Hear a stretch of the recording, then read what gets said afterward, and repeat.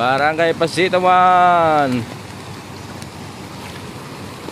San Pedro. Yan, binabaha na. Dito po yung bagsak ng tubig lahat mula sa bundok ng Langgam. Kaya naiipon.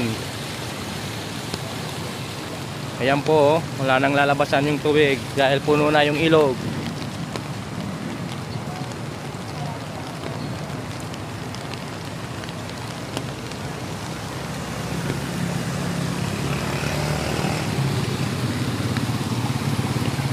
Yan po yung iba, nagpapatila muna.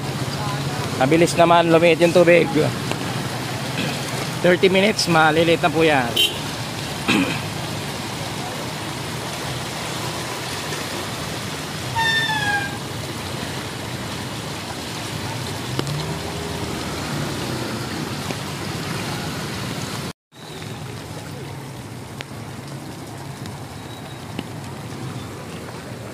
Yan.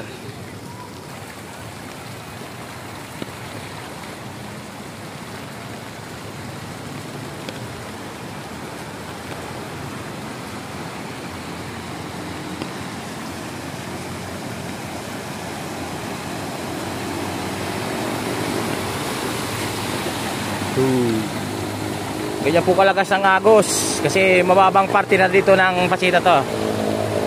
Mula doon kahit subundok ng Langgam yun, papunta dito yung tubig lahat. Dito na kasi yung pinakamababang parte dito. So halos dito lahat naiipon yung tubig, mga idol. Yan. Kalakas ang agos, oh. Si Kuya, oh.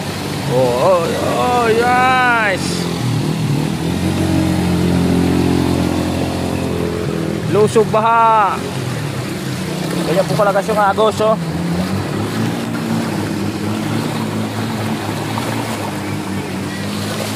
Ang agos.